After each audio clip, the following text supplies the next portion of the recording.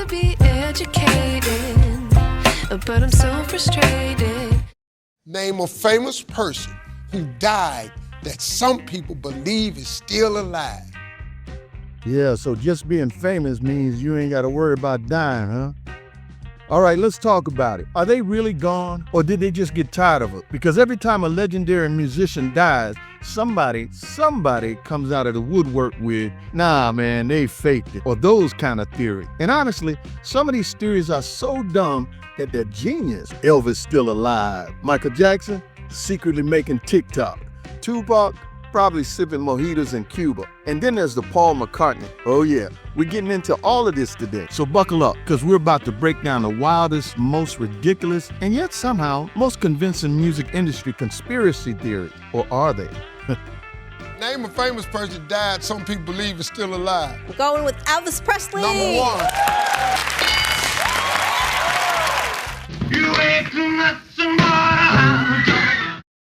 Elvis Presley died in 1977, but if you ask certain folks, that man just got tired of all of the sweaty jumpsuits and peanut butter sandwiches, and he just dipped. Some say he's still out there, living in the deep south, disguised as, wait for it, That's about all he's got left is a bobble in the head, you know. a bearded preacher named Bob Joyce. Man, you can't make this stuff up, except they made this stuff up. Now, let's use some logic for a second. Elvis was literally the most famous man on the planet in the 50s and the 60s. You mean to tell me this dude faked his death just to go lead a small-town church choir? The Bob Joyce theory and vocal analysis shows clear differences between Elvis and Joyce's singing style. Now, I do think there could be reasons why I would want to fake my death to get away from the craziness of the world and being famous. But why would people like Elvis fake his death just to be a small-town preacher? If he was trying to hide, he sure isn't doing a good job of it. Now, the proof? Elvis's death certificate lists the cause as heart failure, and the autopsy was conducted by state-certified pathologists. Man, these people ain't gonna risk their licenses, careers, and being caught in a lie, possibly facing jail time just to cover for anybody, let alone Elvis. His body was identified by multiple family members, including his father, Vernon Presley. Let's be real, the music industry still makes billions of dollars off Elvis's legacy. Keeping his name in conspiracy theories just keeps the cash flowing. Top 4 answers on the board. Name a famous person who died that some people believe is still alive. Michael Jackson. Well, how about Michael Jackson's death in 2009? Yeah, that kind of hit different. But you already know, the second it happened, the conspiracy machine fired up at full speed.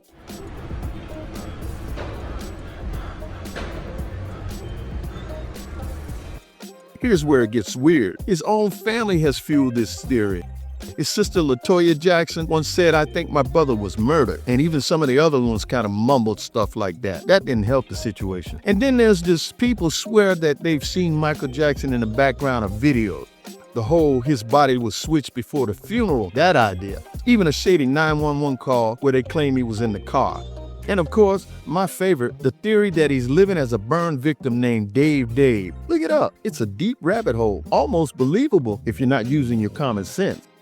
The official autopsy report confirms that MJ's cause of death, acute propofol intoxication, administered by his doctor, and that was Conrad Murray, who, by the way, was convicted of involuntary manslaughter. Now, what is he getting out of a trial and jail time from a living Michael? Nothing, because Michael is dead, and Conrad has been held responsible, and the funeral was attended by hundreds of celebrities and family members. Dave, just a real burn victim who happened to be friends with Michael. Y'all, the MJ estate continues to make hundreds of millions off Michael's brand. Keeping his name in conspiracy theories just keeps people buying. Again, you keep talking about Michael, and the checks just keep coming in, my friend. Hey, Kyle, give me a famous person died some people believe is still alive. Tupac. Now, how about Tupac? Yeah, he's been dead since 1996, but if you look at his music career, you'd think he just took a long vacation. Bro has dropped more albums posthumously than when he was alive. Every time you think it's over, bam, another lost recording from Tupac magically appeared. And let's not forget the Tupac is in Cuba theory. The logic? Well, he had money, he had connections, and according to the most credible, and by credible I mean YouTube commentators, these sources say he was just too smart to let him kill him. The official coroner's report lists Tupac as deceased, with autopsy photos publicly leaked. Who would take the time to fake this? Warning, it's graphic. His mother, Avril Shakur, held a funeral service and never hinted that he was alive. If anyone would have known, it would have been her. Posthumous albums, and Tupac recording an insane amount of music before his death, leaving enough for record labels to release new material for years to come. These conspiracies keep his brand alive, driving merch and music sales, because a living Tupac generates curiosity and revenue. There's just way too much evidence proving he's gone. Medical reports, coroner statements, and even Suge Knight himself, who started a lot of these rumors. But he later admitted that he was just stirring the pot to waste time while he was sitting in jail. Like I said, conspiracies just keep Tupac's name relevant and keeps the money flowing, my people. You are not Paul McCartney, you're an imposter pretending to be Paul McCartney. How did this come about? And now, we have the OG of crazy music conspiracies, the theory that Paul McCartney actually died in 1966 and was replaced by a lookalike. Yes, the theory is that Paul McCartney we've known for 50 years or more is not really Paul. The evidence?